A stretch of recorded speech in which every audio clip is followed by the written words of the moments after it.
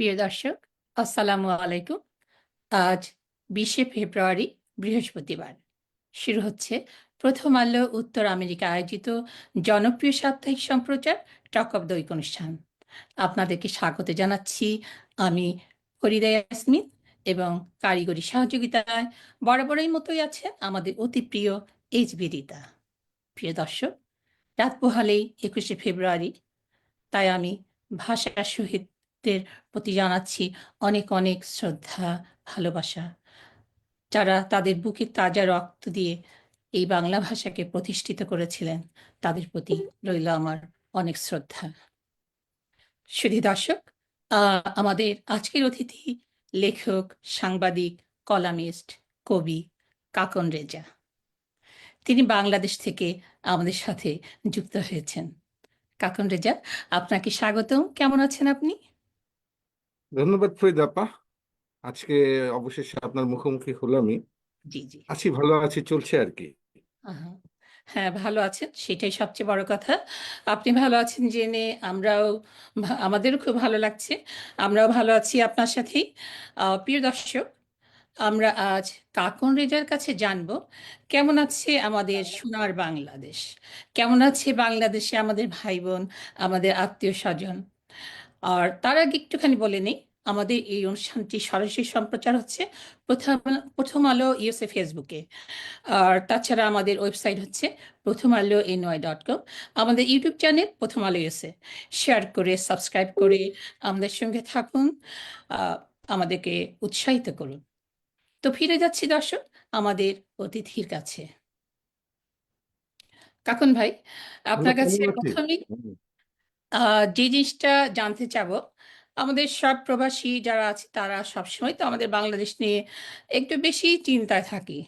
যারা আছেন তারা হয়তো অত চিন্তায় থাকেন না, কিন্তু আমরা দূরে থাকি, সারাক্ষণই ভাবি কি হচ্ছে, কেমন আছে আমাদের বাংলাদেশ।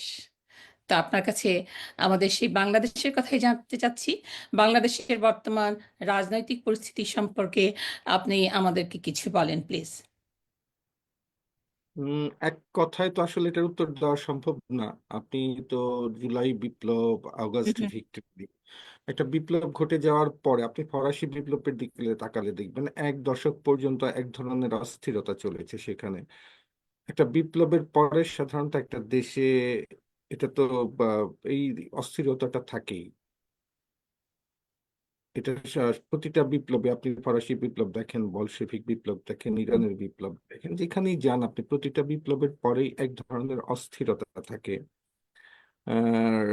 রাজনৈতিক একটা টানাপোড়েন থাকে, নানা দিক থেকে কিছু সামাজিক ব্যাপারগুলো, অসঙ্গতিগুলো আছে। আপনি দেখতে পাচ্ছেন হয়তো যে আহ, সাম্প্রতিক ঘটনাগুলোর দিকে যদি বাংলাদেশের আপনি গণমাধ্যমের দিকে তাকান তাহলে দেখবেন অনেকগুলো ঘটনাই আছে যেটা বিপ্লব পরবর্তী সময় হয়ে থাকে। এক ধরনের অস্থিরতাও কাজ করছে।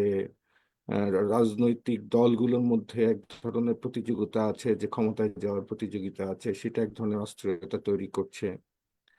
নানা কিছু মিলে একটা বিপ্লব পরবর্তী অবস্থায় যে একটা অস্থির অবস্থা থাকে, একটা অনিশ্চিত অবস্থা থাকে, এরকম একটা অবস্থার মধ্যে দিয়ে যাচ্ছে বাংলাদেশ পরিণত। তার মানে হচ্ছে আসলে বিপ্লবোত্তর যে এরকম পরিস্থিতি আমরা দেখতে পাই অন্যান্য দেশে, সেই রকম একটা পরিস্থিতির ভিতর দিয়ে আমাদের বাংলাদেশও যাচ্ছে। জি। অনেক ধন্যবাদ। আহ, এরপরে আসি ডক্টর ইউনূসের প্রেস সচিব জনাব শফিকুল আলম সম্পর্কে। আমরা গণমাধ্যমে এখন দেখতে পাই উনি বেশ ঘন ঘন প্রচার মাধ্যমে আসছেন, কথা বলছেন। তো অনেকে পছন্দ করছেন, অনেকে করছেন না, সেটা ভিন্ন ব্যাপার। কিন্তু উনি যেটা করেছেন যে বিএনপিকে বলেছেন, বিএনপির কিছু নেতা তাকে বলেছেন যে সরকারের চাকর। একজন নেতা সরাসরি বলেছেন যে উনি হচ্ছে সরকারের চাকর। তো বর্তমান প্রেক্ষাপটে আমরা যেটা দেখতে পাই যে জনগণও বিএনপিকে খুব যে একটা পছন্দ করছে সেটা না, আবার মিডিয়াও যে তাদেরকে খুব পছন্দ করছে সেটাও কিন্তু না। কিন্তু সেই পরিস্থিতিতে বিএনপির একজন নেতা যখন ইউনূসের প্রেস সচিবকে বলেন সরকারের চাকর, সেই মন্তব্যটাকে আপনি কোন দৃষ্টিকোণ থেকে দেখছেন? আমাদেরকে একটু বলেন প্লিজ। দেখেন, এটা এটা বলতে গেলে দুটো দিক চলে আসে। বিএনপি আসলে, আমি বিএনপি এবং আওয়ামী লীগ দুটো দল বাংলাদেশের, যে দলটা এতদিন আওয়ামী লীগের কথা বলি, ফ্যাসিস্ট একটা রেজিম তৈরি করেছিল, ফ্যাসিজমের দিকে তাদের পতন ঘটেছে। আওয়ামী লীগ মূলত সংগঠন বলি, আমি দল বলি না, কারণ আওয়ামী লীগ মূলত কর্মী নির্ভর একটা দল। সাধারণ মানুষের সমর্থনের দিক থেকে যদি দল বলতে হয় তাহলে বিএনপি কে বলতে হয়, কিন্তু বিএনপির সবচেয়ে বড় দুর্বলতা হলো বিএনপির পক্ষে যে বয়ান তৈরি করবে, ন্যারেটিভ তৈরি করবে, সেই মিডিয়া সাপোর্টটা বিএনপি সেভাবে নেই। মিডিয়ার ক্ষেত্রে বিএনপি বরাবরই দুর্বল ছিল, এখনো আছে, এবং এই দুর্বলতা কাটিয়ে ওঠার কোনো প্রচেষ্টাও তাদের মধ্যে আমরা দেখিনি, যেটা সত্যি বলতে গেলে। একটা মিডিয়ার সাপোর্ট, গণমাধ্যমের সমর্থন যে কতটুকু প্রয়োজন, আপনি যদি অতীতের দিকে তাকান, আহ, সাবেক প্রধানমন্ত্রী শেখ হাসিনার যতগুলো আপনার প্রেস কনফারেন্স বা প্রেস ব্রিফে যেখানেই আপনি তাকান, দেখবেন যে যে মুখগুলো ছিল, তারা কিন্তু সবাই পরিচিত মুখ। আপনি শ্যামল দত্তের কথা বলেন, আপনি নাইমুল ইসলাম খানের কথা বলেন, আপনার অন্যান্য যারা আছেন তাদের কথা, অনেকের কথাই সবাই মোটামুটি পরিচিত মুখ। আপনি যদি সেই হিসাব করতে যান তাহলে বিএনপির এরকম পরিচিত মুখের সংখ্যা কিন্তু কম। বিএনপি গণমাধ্যম বান্ধব একটি দল, এটা অস্বীকার করার কিছু নেই, কারণ বিএনপির সময়ে গণমাধ্যমের উপর সেভাবে মানে কঠোর নিয়ন্ত্রণ আসেনি বিগত সরকারের। বিএনপি যখন জোট সরকার ছিল, আজ থেকে 1.5 দশক করে আগে, 17 বছর আগে, তখন আমরা দেখেছি যে গণমাধ্যমের ক্ষেত্রে বিএনপি অনেকটাই সহনশীল ছিল। গণমাধ্যমকে নিয়ন্ত্রণ করার যে খুব বেশি প্রচেষ্টা বা ক্ষমতা বলেন, এটা হুম। বিএনপির ছিল না।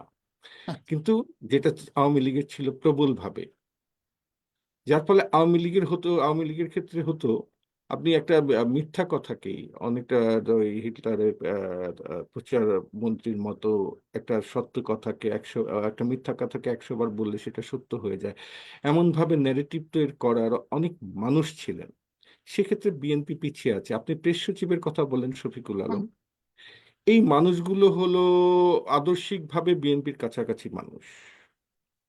বিএনপি যে রাজনীতিতে বিশ্বাস করে, যে আদর্শে বিশ্বাস করে, অনেকটা সে ধারারই মানুষ তারা।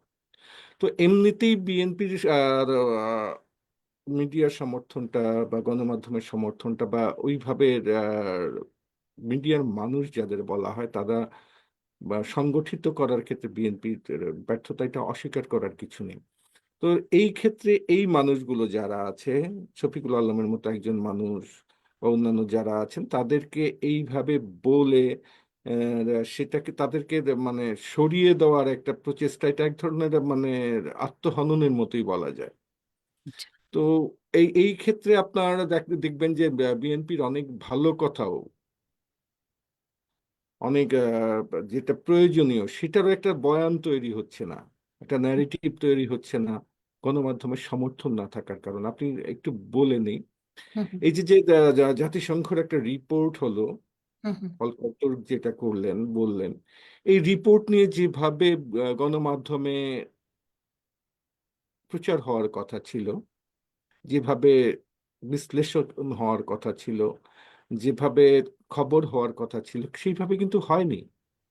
অথচ এটা যদি উল্টো হতো, এটা যদি আওয়ামী লীগ রেজিমে, ফ্যাসিস্ট রেজিমে হতো, তাহলে তারা এটাকে ঘিরে প্রচন্ড ভাবে, আজকে পর্যন্ত অন্তত লিড না থাকলেও সেকেন্ড লিড থাকতো এই এই রিপোর্টটাই। কিন্তু এই রিপোর্টটাকে সামনে তুলে আনার ক্ষেত্রে আপনার ব্যর্থতাটা আমরা দেখতে পাচ্ছি, যে এটা যে অনেক প্রয়োজনীয় ছিল।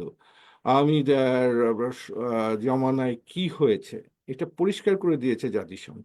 তো জাতিসংঘের যে জায়গা থেকে যে রিপোর্টটা, এটা তো মানে এটা প্রচার করা অনেক বেশি জরুরি ছিল, হুম। কারণ এটা একটা নিরপেক্ষ জায়গা থেকে, এটা প্রশ্নের বাইরে একটা জায়গা থেকে আসা একটা রিপোর্ট, যেটা আওয়ামী রাজনীতির বিরুদ্ধে ন্যারেটিভ তৈরি, বয়ান তৈরির জন্য অত্যন্ত জরুরি ছিল, যেটা হয়নি। এই মিডিয়া উইং বা আপনি বিএনপি যেটা গণমাধ্যমের সমর্থন, সেই ক্ষেত্রে ব্যর্থ হয়েছে। ব্যর্থ পরিবার। হয়েছে। আহ, রিতা কিছু বলবে? রিতা আসছে। ধন্যবাদ ফরিয়া ইয়াসমিন। আমি শুনছি কার্বন রাজার কথা। একটু ইন্টারাপ্ট করি মাঝখানে। হুম। কার্বন রাজা এই যে বিএনপির কথা বললেন, বিএনপি যে এই বছরের মধ্যেই নির্বাচন চাচ্ছে, মানে তাদের একটা খুব স্ট্রং দাবি। এইটা কেন? অনেক তাদের তো বিতর্কিত মন্তব্য কিছু আছে, আবার দেখা যাচ্ছে এমন দাবিও তারা তুলছেন যেটা মনে হয় যে না মানলে আরেকটা আন্দোলন শুরু হয়ে যাবে, এটা মানতেই হবে। তো এরকম পরিস্থিতিটা এরকম কেন? আচ্ছা, নির্বাচন নিয়ে এক ধরনের বোধহয় খুব সম্ভবত ভয় কাজ করছে। আপনি দেখেন 1/11 যেটা ছিল, সেই স্মৃতি হয়তো বিএনপির ভেতর একটা একটা ভয় ভীতি কাজ করছে, যে ক্ষমতায় এসে ক্ষমতা দীর্ঘায়িত করে বা একটা কিছু হতে চাচ্ছে কিনা। কিন্তু বা এই ক্ষেত্রে আমি বলবো আসলে নির্বাচনের যে বিষয়টি, নির্বাচন এটার ক্ষেত্রে প্রথমেই করা উচিত আসলে গণভোটের একটা ব্যবস্থা করা উচিত, যে মানুষ কি চায়। আমরা রাজনৈতিক দলগুলো, আমাদের রাজনৈতিক দলগুলো মানুষের নামে অনেক কিছুই চালিয়ে দেয়। যেমন অতীতে আওয়ামী লীগকে দেখেছি মানুষের নামে সব চালিয়ে দিতে, অথচ মানুষ তার বিপক্ষে ছিল। আমরা জুলাই বিপ্লবে যা দেখেছি, মানুষ যে কি পরিমাণ ক্ষুব্ধ ছিল, কি পরিমাণ বিপক্ষে ছিল, সেটা জুলাই বিপ্লব আমাদের প্রমাণ করেছে। কিন্তু সেই মানুষের নামেই কিন্তু চালিয়ে দেওয়ার চেষ্টা করেছে বিগত আওয়ামী রেজিম। কেন চালিয়ে দেওয়ার চেষ্টা করেছে, কিভাবে তারা সফল হয়েছে, সেটা একটু আগে বললাম, যে তাদের মিডিয়া সমর্থন ছিল, গণমাধ্যমের সমর্থন ছিল, তারা ওইভাবে ন্যারেটিভ তৈরি করতে পেরেছে। কিন্তু এই ক্ষেত্রে আপনি যদি নির্বাচনের কথা বলেন, তাহলে মানুষ কি চাচ্ছে এটা জানার জন্য একটা আসলে বিপ্লবী সরকার যাকে বলে, সেটা হয়নি বলেই আজকে আমাদের মধ্যে এই নানা কনফিউশন গুলো কাজ করছে। আমরা নানাভাবে কনফিউজড হচ্ছি যে আসলে এটা কার কথা শুনবো, জনগণ কি বলছে। এখন সরকার যদি জনগণের কথা বলে যে জনগণ এটা চাচ্ছে, বা বিএনপি বলে জনগণ এটা চাচ্ছে, জামাত বলে বিএনপি জনগণ এটা চাচ্ছে, এটা প্রকৃত হতো যদি গণভোটে দেওয়া যেত আসলে মানুষ কি চায়, তাহলে উঠে আসতো, তাহলে বুঝতে পারতাম যে আচ্ছা নির্বাচনটা এই সময় আদৌ প্রয়োজন কিনা, মানুষের চাওয়াটা কি। নির্বাচনের ক্ষেত্রে বাংলাদেশ প্রস্তুত কিনা, এই প্রশ্নগুলো আমরা আসলে গণভোটের মাধ্যমে যদি আচ্ছা, এইটা হতো, তাহলে হয়তো আমরা পরিষ্কার হয়ে যেতাম। আচ্ছা, এরকম শুনলাম যে ডক্টর ইউনূস বলেছেন কোন রাজনৈতিক দলগুলো আসলে কি চাচ্ছে, কিংবা তারা কি চাচ্ছেন, কিংবা কি করবেন আগামীতে, এগুলা জনসম্মুখে আপডেট দেওয়া হবে, এরকম কিছু হ্যাঁ, এটা শুনেছেন? ওই কমিশনের একটা বৈঠক, ঐকমত্যের কমিশন যেটা বলা হচ্ছে, তো ওই বৈঠকে উনি বলেছিলেন, এইটা হলো ডক্টর ইউনূসের বোল্ডনেস বলবো আমি, যে এটা যে আপনারা কি বলতে চাচ্ছেন, সংস্কারের কোন অংশটা চাচ্ছেন, এগুলি সব আমরা ওপেন করে দেব। জনগণ যেন এটা বুঝতে পারে যে আপনারা এই সংস্কারে এই প্রশ্নে না করেছেন, এই প্রশ্নে হ্যাঁ করেছেন। এটার পাবলিক করে দেওয়া মানে এটা একটা বিশাল ব্যাপার। এটা তো আমার কাছে মনে হলো যে এটা খুবই মানে দারুণ একটা আম, কাজ। আপনি কি বলেন এটা নিয়ে? এটা এটা এটা তো সেটাই বলছি আমি, যে এই যে বোল্ডনেস, যে না আমি পাবলিককে জানিয়ে দিব আপনারা কি চাচ্ছেন, রাইট। এতে কিন্তু এতে কিন্তু অনেকের মধ্যেই একটা দ্বিধার মধ্যে পড়ে গেছে তারা, রাজনৈতিক দলগুলো, যে এটা যদি এইভাবে বলে দেয়, যে এটা প্রকাশ্য করে দেয়, তাহলে জনগণ তো বুঝতে পারবে যে তারা এই রাজনৈতিক দলগুলো আসলে কি চাচ্ছে, এক্স্যাক্টলি। কতটুকু চাচ্ছে, আমাদের পক্ষে কতটুকু। রাইট। যার ফলে রাজনৈতিক দলগুলোর জিয়াউর রহমানের মতো অবস্থা, যে রাজনীতি কঠিন করে দিয়ে যাব রাজনীতিবিদদের জন্য। আমি এটা আমি আসলে ডক্টর ইউনূসের এটা ডক্টর ইউনূস সেই জিয়াউর রহমানের পথেই হাঁটছেন, যে প্রকৃত রাজনীতি কিভাবে করতে হয়, জনগণের সামনাসামনি কিভাবে হতে হয়, দলগুলো থেকে সেভাবেই নিয়ে যাচ্ছেন। আমি এটা ডক্টর এটা ইউনূসকে এটা এটার এটা জন্য খুবই এটার জি। জন্য আমি ডক্টর ইউনূসকে স্যালুট জানাই। রাজনীতি আমি বুঝি না, আমি জানি না আসলে এটা কতটুকু এফেক্ট হবে, কিংবা কিংবা আমার কতটুকু এফেক্ট পজিটিভলি অর নেগেটিভলি হবে, কিন্তু আমার মনে হলো যে হ্যাঁ, জনগণের জানার দরকার আছে। আপনি ক্ষমতায় আসবেন, আপনি ক্ষমতায় কেন আসছেন, আপনি জনগণের জন্য কি করতে যাচ্ছেন, সেটা জনগণের ডেফিনেটলি শতভাগ জানার অধিকার আছে। ফরিদা ইয়াসমিন, প্লিজ আপনি কন্টিনিউ করেন। হ্যাঁ, হ্যাঁ, অনেক ধন্যবাদ রিতা। আসলে আমিও একটু বলি যে ডক্টর ইউনূস সবাই বলে যে কিছু বলে না, কিছু বলে না, চুপচাপ থাকে। কিন্তু আমার মনে হয় যে বাংলা একটা প্রবাদ আছে না, ভরা কলস একটু কমই বাজে।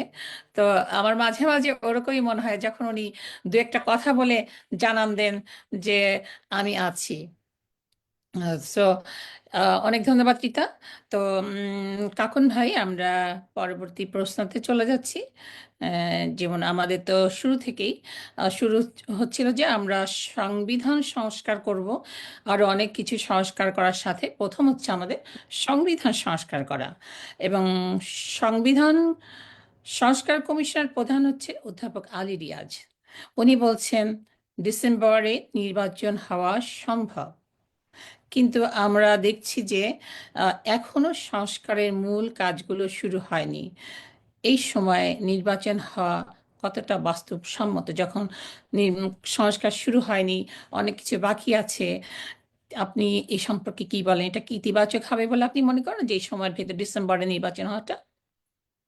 আমি একটু আগেই বললাম যে গণভোটের ব্যাপারটা মানুষ কি চায় হুম, সেটা পরিষ্কার হওয়া দরকার। জি, জি। তবে এখন যে প্রেক্ষাপট, এই প্রেক্ষাপটে সংস্কার না হওয়ার পর হুম, এখন যেটা হচ্ছে যে আমাদের যে জিও পলিটিক্স আছে, জিও পলিটিক্স আমাদের আভ্যন্তরীণ রাজনীতি অনেক প্রভাবিত করে। এটা এটা অস্বীকার করার কিছু নাই যে বৈশ্বিক রাজনীতি, বিশ্ব রাজনীতি আমাদের রাজনীতিকে আভ্যন্তরীণ রাজনীতিকে অনেকটাই প্রভাবিত করে। এটা অস্বীকার করার কোনো জায়গা নাই যে যে এই সময়ে এসে। তো আহ, আমাদের উপর যে একটা চাপ আছে, আপনি আপনি আমি খুব সম্ভবত মানব জমিন গতকাল বা গত পরশু একটা প্রতিবেদন করেছিল যে ডক্টর ইউনূসের প্রস্থানের অপেক্ষায় দিল্লি বা ভারত এইরকম। তো এই যে যে এটা একটা চাপ আছে, এটা আপনি ভারতের অবস্থা যদি দেখেন, আমাদের প্রতিবেশী দেশ, তার প্রভাবটা অস্বীকার করার কিছু নেই আমাদের যে এবং বিরাট একটা দেশ হ্যাঁ, আমাদের। বিগত নির্বাচনগুলো যদি আপনি হুম, দেখেন যে একেবারে পরিষ্কারভাবে ভারতের হাত ছিল। হুম, হুম, এবং এটা তৎকালীন যে ক্ষমতাসীন দল আওয়ামী লীগের লোকজন স্বীকার করেছে, তাদের যারা পরিষ্কার বলেছে ভারত না থাকলে আমরা নির্বাচনটা পার করতে পারতাম না, ভারত আমাদের সহায়তা করেছে। সুজাত সিং এর আমরা বিগত নির্বাচনগুলোতে ভারতের পররাষ্ট্র সচিবের কার্যক্রম আমরা দেখেছি। তো এই জায়গাগুলোতে আপনার একটা বৈশ্বিক চাপ, প্রতিবেশী চাপ আমাদের মোকাবেলা করার মতো অবস্থা আমাদের রাজনৈতিক দলগুলোর আছে কিনা এই মুহূর্তে? এই মুহূর্তে নির্বাচন হলে যারা ক্ষমতায় আসবে তারা এই দেশের যে বর্তমান অবস্থা আছে, অর্থনৈতিক অবস্থা বলেন, ভূ রাজনীতির ব্যাপারগুলো বলেন, এই সমস্ত কিছু সামলে নেওয়ার মতো ক্যারিসমেটিক কোনো চরিত্র আছে কিনা বা কোনো ম্যাজিক তাদের হাতে হাতে আছে কিনা, এটা রাজনৈতিক দলগুলো পরিষ্কার করেনি। ডক্টর ইউনূসের যেটা ব্যক্তিগত একটা ইমেজ আছে সারা বিশ্বে, একজন প্রভাবশালী মানুষ, যার ফলে উনি যে এখন সরকারে আছেন তাকে খুব বেশি প্রশ্নবিদ্ধ করা সম্ভব হচ্ছে না নানা কারণে। এই যে আপনার, আমি বলি যে আমাদের যে খুব সহজ কার্ডটা খেলা হয়, সাম্প্রদায়িক কার্ড, এতদিনে যা হয়েছে আমাদের দেশে নানা, আপনি দেখেন মাজার ভাঙা হয়েছে, এটা হয়েছে, এটা একটা স্টেজ তৈরি করার চেষ্টা হচ্ছিল, যে স্টেজ তৈরি করে বলার চেষ্টা করা হচ্ছিল যে মানে আওয়ামী লীগ চলে যাওয়ার পরে এই দেশে একটা সাম্প্রদায়িক শক্তির উত্থান ঘটতে যাচ্ছে। কিন্তু যেখানে ডক্টর ইউনূস আছেন, ডক্টর ইউনূস থাকাকালীন সারা বিশ্ব এই জিনিসটা নিতে নিতে চাচ্ছে না, সারা বিশ্ব ডক্টর ইউনূসের উপর ভরসা করছেন। তারা জানেন যে ডক্টর ইউনূস যে চিন্তার মানুষ, যে প্রগতিশীল চিন্তার মানুষ, তার সময়ে এই সাম্প্রদায়িকতার উত্থান হওয়া অনেকটাই অসম্ভব, যার ফলে সারা বিশ্বের কাছে এই সাম্প্রদায়িক কার্ডটা আসলে খুব একটা গ্রহণযোগ্য হচ্ছে না। এটা মানে এই কার্ড খেলা যাচ্ছে না, যারা খেলতে চাচ্ছে তাদের জন্য এই যে খেলাটা ব্যর্থ হচ্ছে তাদের।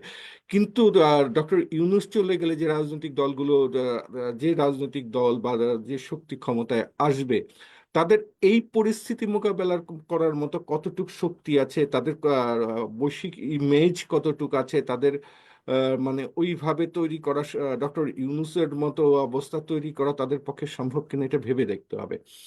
এটা ভেবে দেখতে হবে। এবং তারপরে ডক্টর ইউনূসের যে পরিসরটা আছে সেই অনুযায়ী অর্থনীতিতেও তিনি হয়তো যে সাপোর্ট দিতে পারছেন, সেইভাবে দলগুলো সাপোর্ট দিতে পারবে কিনা সেটাও দলগুলোর চিন্তা করা উচিত। খালি ক্ষমতায় তো আসলে হবে না, ক্ষমতায় জি। আসার পর টিকে থাকতে হবে। হুম। আপনি আপনি দেখেন যে যদি ক্ষমতায় টিকে না থাকতে পারে একটা রাজনীতি, আপনি নির্বাচন হলো, কালকে নির্বাচন হলো, একটা দল ক্ষমতায় আসবে, হয়তো বিএনপি ক্ষমতায় আসবে, কিন্তু তারা যদি সমস্ত টিকে না থাকতে পারে, বা তারা যদি সেই এখন কিন্তু এখন সেই আগের রাজনীতি নেই এখন। আমরা একটা জেনারেশনের প্রতি ক্ষোভ প্রকাশ করতাম, জেনারেশন জেড এর প্রতি, যে তারা আই হেট পলিটিক্স জেনারেশন, আমরা বলতাম আর কি, যে তারা বলে আই হেট পলিটিক্স। কিন্তু তারা যে কতটুকু পলিটিক্স বুঝে জুলাই আমাদের বুঝিয়ে দিয়ে গেছে, যে জি। তারা আমাদের বাচ্চারা যে আমাদের থেকে পলিটিক্যালি অনেকটাই অগ্রসর, আমরা হুম। তাদের পেছনে পড়ে আছি, এটা তারা বুঝিয়ে দিয়ে গেছে। এই বাস্তবতায় সেই পুরনো রাজনীতি, সেই পুরনো চিন্তা যে এখানে চাপিয়ে দেওয়া যাবে, এবং সেই পুরানো ধাঁচে, সেই দখলদারিত্ব বলেন বা অন্য কিছু বলেন, এই ধাঁচের রাজনীতি যে বাংলাদেশে চলবে, এটা যারা চিন্তা করেন তারা বোকার স্বর্গে আছেন। তো এই এই অবস্থায় যদি যে আপনি এই চিন্তা থেকেও যদি ধরেন, তাহলে রাজনৈতিক দল যেই ক্ষমতায় আসুক সেইভাবে কাজ করতে হবে। কিন্তু সেইভাবে কাজ করার জন্য তারা কতটুকু প্রস্তুত, তাদের নিজেদের ভাবতে হবে। যে নির্বাচন দিলাম, ক্ষমতায় গেলাম, কিন্তু ক্ষমতায় যাওয়ার 1 বছর 2 বছর পরে যেটা হবে, হ্যাঁ, যদি সেই তুলনার জায়গায় চলে আসে, তাহলে দেখা যাবে যে তখন মানুষ তুলনা করতে শুরু করবে। আর তুলনার জায়গায় চলে আসা মানেই আমাদের বিপ্লবের যে আমাদের বিপ্লব ব্যর্থ হওয়ার প্রথম জায়গাটাই হলো যে তুলনার জায়গায় চলে আসা। তো সেই ক্ষেত্রে নির্বাচনের ব্যাপারগুলো রাজনৈতিক দলগুলো তাদের নিজেদের ভবিষ্যতের জন্যই ভেবে দেখা উচিত, যে তারা তৈরি কিনা, প্রস্তুত কিনা আদৌ নির্বাচনের জন্য, এবং আমাদের দেশ প্রস্তুত কিনা, মানুষ কি চায়, এটা একটু চিন্তা করা উচিত। অনেক ধন্যবাদ। রিতাকে আবার দেখতে পাচ্ছি। রিতা। হ্যাঁ, হ্যাঁ, আমি আছি। কাকুন রাজা, আপনার কি মনে হয় যে এই বর্তমান পরিপ্রেক্ষিতে যেভাবে আমাদের 36 দিনের আন্দোলনে একটা স্বৈর শাসককে হটানো হলো, যে কাজটা বিগত 15 বছরে বিএনপি করতে পারেনি, জামাত করতে পারেনি, অন্য কোনো রাজনৈতিক দল করতে পারেনি, এমনকি তার আওয়াজও তুলতে পারেনি, সেখানে আমাদের ছাত্ররা যে বিপ্লবটা ঘটালো, ডেফিনেটলি এখানে অন্য অন্য দলগুলো শেষের দিকে যুক্ত হয়েছেন আমাদের ছাত্রদের এই আন্দোলনে। তো এই মুহূর্তে যতটুকু, মানে আমরা তো প্রবাসে থাকি, দূরে থাকি, আমরা খুব আপনাদের মতো একেবারেই আই টু আই আমরা অনেক কিছু দেখে না, উপলব্ধি করি না, কিন্তু তারপর আমরা যতটুকু মিডিয়া কিংবা আপনাদের কাছ থেকে, বোদ্ধাদের কাছ থেকে, জ্ঞানী গুণীদের কাছ থেকে আমরা যতটুকুই জানি, এই মুহূর্তে তো আমার মনে হয় যে ডক্টর ইউনূস ছাড়া মানে পুরো বিশ্ব জুড়ে ডক্টর ইউনূসের যেই একটা পরিচয় আছে কিংবা যে একটা যোগ্যতা, একটা দক্ষতা আছে, ওই রকম কোনো লিডার তো আমরা দেখছি না কোনো রাজনৈতিক দলের মধ্যে। তো আসলে দেশটা কার হাতে যাবে? এরকম কোনো ব্যক্তিত্ব কিংবা ব্যক্তি কি এখনো আপনাদের ধারণা, আপনারা যেহেতু আহ জ্ঞানী গুণী লোক, আপনাদের রাজনৈতিক ধারণা আছে অনেক বেশি আমাদের থেকে, আপনাদের ধারণায় কি এরকম কেউ আছে, মানে alternate of doctor Yunus? Rita, এর আমি প্রথমে চলে যাই, আপনি 36 দিনের আন্দোলনের কথা বললেন, জুলাই বিপ্লব, আমাদের তরুণদের নেতৃত্বে, এটা অস্বীকার করার কিছু নেই, কিন্তু এটা 36 জনের আসলে বিপ্লব না, এটা দীর্ঘ 1.5 দশকের রাইট। মানুষের পুঞ্জীভূত ক্ষোভ, যেটা জমা হয়েছিল মানুষের বুকের ভেতরে। সেটার বিস্ফোরণই হ্যাঁ, 36 এটা দিন। এটা এটার বিস্ফোরণ অবশ্য প্রশ্ন করতে পারেন, যে তাহলে বিস্ফোরণ আগে ঘটেনি কেন? আগে ঘটেনি এই কারণে, অনেক ক্ষেত্রেই আমাদের আন্দোলন এক একটা সময় দানা বেঁধেছে, আমরা আশায় ছিলাম হয়তো একটা কিছু আসবে, কিন্তু দেখা গেছে পরবর্তীতে নানা কারণে, রাজনৈতিক তো নানা মেরুকরণ, আপোষকামিতা আছে বা অন্যান্য ব্যাপার স্যাপার আছে, ভিতরের আমি একটু আগে বৈশ্বিক চাপের কথা বললাম, যে প্রতিবেশীদের কথা বললাম, সব মিলিয়ে নানা মানে কারণে। আমরা বুড়োরা যেখানে বাতের ব্যথায় আটকে গিয়েছি, সেখানে আমাদের তরুণরা পুশ করেছে। হ্যাঁ, সেটাই সেটাই আর কি, আপনি যদি খুব সহজে বললেন এই রাইট। কথাটা, মানে যে আমাদের বুড়োরা নানা কারণে, স্বার্থের নানা জটিলতায়, অঙ্কে আটকে গিয়েছিলাম, কিন্তু তরুণরা তো সেটা করেনি, সেই চিন্তাটা করেনি। তাদের কোনো সামনে উচ্চাকাঙ্ক্ষা ছিল না, রাইট। তাদের চিন্তা ছিল যে আমরা দেশটাকে মুক্ত করি। তাদের পিছু টান নেই। হ্যাঁ, হ্যাঁ, তা- যার তাদের ফলে অর্থ তাদের উপর খুঁজতে এই হয়। ফ্রেশ ব্লাডের উপর মানুষ ভরসা করেছিল। তারা যখন মানে জীবন দিতে শুরু করলো, তখন মানুষ বুঝলো যে না, এদের জীবনের ভয় নেই, এদের মানে আহ, আমাদের মুক্তির জন্য তারা লড়ছে, অকাতরে জীবন দিচ্ছে, যার ফলই মানুষ এতদিনে যারা বিশ্বাস হারিয়ে ফেলছিল ক্রমে রাজনৈতিক নেতৃবৃন্দের প্রতি, তারা এই তরুণদের প্রতি ভরসা করে ঘর থেকে বেরিয়ে এসেছিলেন। এই যে 1.5 দশকের ক্ষোভ, এই 36 দিনের আন্দোলন, সেই ক্ষোভকে সেই বারুদের স্তূপে সংযোগের কাজটা করেছে, আগুন আগুন দেওয়ার কাজটা করেছে আছে তরুণরা, যার ফলে আমরা সফল হয়েছি। এখন আপনার প্রশ্নটা ছিল ডক্টর ইউনূসের অল্টারনেটিভ আছে কিনা। আসলে রাজনীতিতে নেতৃত্ব তৈরি হওয়া, জিয়াউর রহমান যখন ক্ষমতায় আসলেন, একজন মেজর থেকে আর স্বাধীনতা ঘোষণা করলেন, তারপর তিনি একটা এমন একটা সময়ে ক্ষমতা গ্রহণ করলেন যে যখন মানুষ চিন্তাও করেনি যে একজন সামরিক ব্যক্তিত্ব এইভাবে একটা দেশকে ঘুরিয়ে দিতে পারে। তো রাজনৈতিক নেতৃত্ব আসলে বসার পর বোঝা যাবে যে তার কতটুকু দক্ষতা আছে, সেটা কতটুকু কি আছে। বিএনপির সুপ্রিমো যিনি আছেন তারেক রহমান, জিয়াউর রহমানের উত্তরসূরি আর কি। তো যদি ক্ষমতায় আসেন, ওনার আসার পরে আসলে বোঝা যাবে যে তার কি অবস্থা। উনি অবশ্য যেহেতু দেশের বাইরে থাকেন, বিশ্ব রাজনীতির সাথে ওনার একটা ভালো যোগাযোগ আছে। আমরা আমাদের যে রাজনীতিবিদদের, তার যে আপনি কথা যদি শোনেন, তার বক্তব্যগুলো যদি শোনেন, তাহলে আপনি বুঝতে পারবেন যে তিনি পলিটিক্যালি ম্যাচিউরড। আমাদের রাজনৈতিক ব্যক্তিরা দেশ থেকে যে বক্তব্য দিচ্ছেন, দেশের কথা বলছেন, তার থেকে অনেক বেশি বাস্তবতা উঠে আসছে দেশের বাইরে থেকে দেওয়া তার বক্তব্যে। তো রাজনীতির কথা আসলে নেতৃত্ব তৈরি হয় কিভাবে, সেটা রাজনীতি সময় বলে দিবে। কিন্তু এখন যদি আপনি ডক্টর ইউনূস পরীক্ষিত একজন মানুষ, এই সময়টা ডক্টর ইউনূস হয়তো ক্ষমতায় থাকবেন না, কিন্তু এই সময়টা তার প্রয়োজনটা ছিল। এই সময়ে তার প্রয়োজন অস্বীকার করার মতো অবস্থা কারণে, যদি অস্বীকার কেউ করতে চান, তিনি বোকার স্বর্গে আছেন। এটাকে জাস্ট বোকামো বলা যায়, আর কিছুই বলা যায় না। ডক্টর ইউনূস কতদিন থাকবেন বা এটা কি কি করবেন, এটা নির্ভর করছে সময়ের উপরে। আসলে তার অল্টারনেটিভ তৈরি হয়েছে কিনা এটাও সময় বলে দিবে। আসলে আমাদের অপেক্ষা করা ছাড়া এখন আর কোনো, কারণ ডক্টর ইউনূস যেহেতু উনি বলেছেন যে আমি রাজনীতিবিদদের হাতে ক্ষমতা ছেড়ে চলে যাব, এবং উনি একটা নির্বাচন দেওয়ার রাস্তায় যাচ্ছেন। যদিও নতুন দল গঠনের একটা কথা উঠছে, সেটা কিংস পার্টি বলে, অনেকে বলছেন কিংস পার্টি বা অন্য কিছু, এটা অন্য ব্যাপার, ভিন্ন ব্যাপার। কিন্তু ডক্টর ইউনূস পরিষ্কার বলেছেন যে আমি ক্ষমতা রাজনীতিবিদদের হাতে দিয়ে একটা নির্বাচন দিয়ে চলে যাব। তো সেই ক্ষেত্রে এখন অপেক্ষা করা ছাড়া আমাদের তো আর কিছু করার নেই। অনেক ধন্যবাদ। কাপন রাজা, ফরিদা ইয়াসমিন। ধন্যবাদ রীতা। উম শুনলাম মুগ্ধ হয়ে কাকন ভাইয়ের বিশ্লেষণ। তো কাকন ভাই, এখন আমরা যাচ্ছি সাম্প্রতিক সময়ের কিছু ঘটনার প্রতি আমরা দৃষ্টি নিক্ষেপ করছি। যেমন সম্প্রতি আমরা কুয়েটে দেখেছি যে বৈষম্য বিরোধী ছাত্র আন্দোলন এবং ছাত্র দলের নেতাকর্মীদের ভেতরে একটা সংঘর্ষের সৃষ্টি হয়েছে, রক্তপাত হয়েছে। সংবাদ মাধ্যমেও আমরা দেখেছি এই ঘটনাগুলো ব্যাপকভাবে এসেছে। তো ছাত্রদল বলছে যে সাধারণ শিক্ষার্থীদের কাছে ছাত্রদলকে সন্ত্রাসী হিসেবে প্রতীয়মান করার জন্য বৈষম্য বিরোধী ছাত্রদলের নেতারা এই কাণ্ড ঘটিয়েছে, এবং এই হামলার নেতৃত্ব দিয়েছে কুয়েট শাখার আহ্বায়ক উমর ফারুক এবং হাসনাত আবদুল্লাহ। কিন্তু ওদিকে হাসনাত আবদুল্লাহ আবার বলছে যে ছাত্রলীগ গেছে যে পথে, আপনারা যাবেন সে পথে।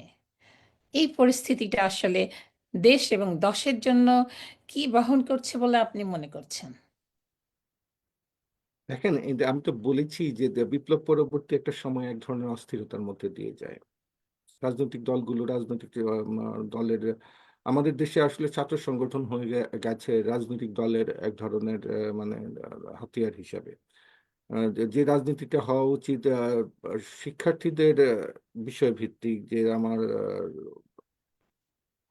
মানে আমি সেশন জট কিভাবে কমবে, কিভাবে আমাদের শিক্ষা ব্যবস্থা আরো ভালো হবে, আমাদের ছাত্রদের যে সুযোগ সুবিধা, এই ধরনের রাজনীতি আসলে ছাত্রদের করার কথা। কিন্তু ছাত্ররা মূল রাজনীতিকে ওইটা না বলে মূল রাজনীতির কথা বলছে বা এই কথা বলছে। এই যে যে রাজনীতির ছাত্র রাজনীতির একটা ভুল চিন্তার থেকে যে আহ, যে চিন্তায় ছাত্র রাজনীতি চালিত হওয়ার কথা, সেদিকে না গিয়ে শুধু রাজনৈতিক স্বার্থ হাসিলের ক্ষেত্রে রাজনৈতিক ছাত্র শক্তিগুলো ব্যবহার হয়ে এসেছে এতদিন। আপনি ছাত্রলীগের কথা দেখেন, ছাত্রলীগের কাজ ছিল কিন্তু শিক্ষার্থীদের আহ, কোনো স্বার্থে তারা কাজ করেন, তারা কাজ করেছে আওয়ামী লীগের দলীয় স্বার্থে। যেটা ছাত্র রাজনীতির ক্ষেত্রে আপনি সারা বিশ্বে যদি ছাত্র রাজনীতির দিকে তাকান, যেখানে ছাত্র রাজনীতি আছে সেখানে তারা ছাত্রদের স্বার্থে কাজ করে, ছাত্রদের বিভিন্ন সমস্যা নিয়ে কাজ করে।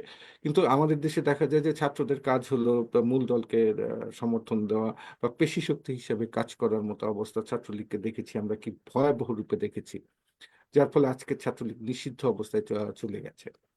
তো এই যে যে এই যে জুলাই আন্দোলনের শুরুটাই হয়েছে, ছাত্রলীগ যদি সাধারণ ছাত্রছাত্রীদের উপর হামলা না করতো, আমরা দেখেছি কি অসহায় ছাত্রীদের গায়ে হাত তুলেছে। এই যে যে সবাইকে একত্র করার একটা অবস্থা সৃষ্টি করেছে ছাত্রলীগ কিন্তু ছাত্রদের উপর হামলা করে সব ছাত্রকে একটা জায়গায় নিয়ে এসেছে যে না, তাদেরকে হাত থেকে আমাদের রক্ষা পেতে হবে।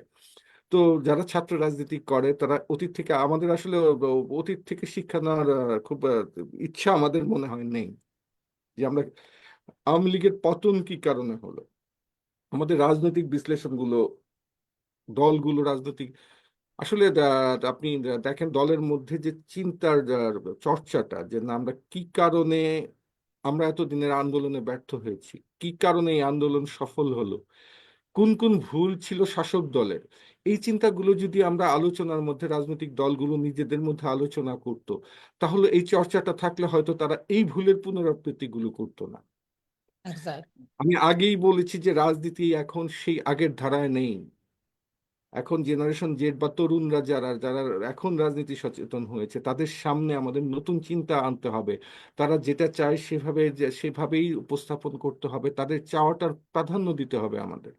কিন্তু প্রাধান্য না দিয়ে যদি পুরনো রাজনীতিতে ফিরে যাওয়ার চেষ্টা করি, তাহলে পুরনো রাজনীতির পরিণতিটাই, যেটার যে রাস্তায় মানে পরিণতির কথা আমরা জানি, পুরনো রাজনীতিতে ফিরতে চাইলে পরিণতিটুকু খুব ভালো হবে না। আমাদের নতুন একই রাজনীতি ঘটনার সবাই পুনরাবৃত্তি হতে হবে। হবে। একই ঘটনা ঘটবে।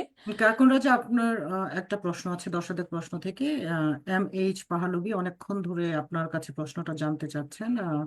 আমাদের MH পাহালবি সম্ভবত আমাদের স্বৈরাচার সরকার ক্ষমতায় আসলে যাকে সর্বপ্রথম ফাঁসির দড়িতে ঝুলানো হবে, উনি হচ্ছেন তাদের একজন। তো পাহালবি জানতে চেয়েছেন যে কাকুন রেজা, ছাত্রদের নতুন দল গঠনের ব্যাপারটা আপনি কিভাবে দেখছেন, এটা জরুরি কিনা এই মুহূর্তে? রাজনৈতিক আমাদের দেশের এখন যে পরিস্থিতি, আপনি দেখেন জুলাই অভ্যুত্থানের পর অদ্ভুত একটা ঘটনা ঘটেছে, একটা রাজনৈতিক দল নাই হয়ে গেছে। আপনি সারা বিশ্বে এই নজির দেখবেন না যে একটা দেশের প্রধানমন্ত্রী, একটা দেশের ক্যাবিনেট, একটা দেশের সমস্ত পার্লামেন্টের সদস্য, দীর্ঘ রাজনৈতিক সময়ের এবং একটা দল। মসজিদের ইমাম পর্যন্ত তারা পালিয়ে গেছে। তো Right. বিশাল একটা শূন্যতা আছে এই জায়গায়। এই জায়গার এই শূন্যতাটা একটা দুটো প্রধান দল, আমাদের আসলে দ্বিদলীয় রাজনীতির উপর নির্ভর করছিলাম আমরা, আমাদের ধারা ছিল দ্বিদলীয়, একটা দল নেই, একটা রাজনৈতিক শূন্যতা আছে। এই শূন্যতায় যদি আরেকটা যে দল একা হয়ে যায়, সেটা তারও ফ্যাসিস্ট হয়ে ওঠার একটা সম্ভাবনা দেখা দেবে। ক্ষমতার একটা অপব্যবহার, আনডিউ প্রিভিলেজ নেওয়ার একটা প্রবণতা দেখা দিতে পারে। এই ক্ষেত্রে এই শূন্যতা পূরণের জায়গা থেকে যদি কেউ একটা দল গঠিত হয়, এটা খুব দোষের তা কিন্তু নয়। কিন্তু আমি আবার বলি যে ক্ষমতায় থেকে যদি কেউ দল গঠন করে দিতে চায়, ক্ষমতাকে কাজে খাটিয়ে যদি, এটাও একটা মানে খুব ভালো যে নজির তা কিন্তু না। অনেকে কিংস পার্টি বলেন, কিংস পার্টির কিন্তু আমাদের 111-এ দেখেছি যে কিংস পার্টি তৈরি করার চেষ্টা হয়েছে, কিন্তু কিংস পার্টির পরিণতি ভালো হয় না। কিন্তু 111-এর পরিস্থিতি আর জুলাই বিপ্লবের পরিস্থিতি কিন্তু এক নয়, সেটাও কিন্তু ভাবতে হবে। অতএব এই শূন্যতা পূরণের রাজনীতিতে যদি ছাত্ররা রাজনৈতিক দল গঠন করতে চায়, একটা প্রেশার গ্রুপ হিসাবে থাকতে চায়, তাহলে এটা যে খুব বেশি খারাপ হবে তাও কিনা না, একটা ব্যালেন্স তো করতে হবে, একটা ভারসাম্য রাজনীতি সৃষ্টি করতে হবে। এখানে একটা বড় দলের অনুপস্থিতিতে যদি আপনার আরেকটা দল মানে ব্রুট কার্যকরী মেজরিটি, হয়।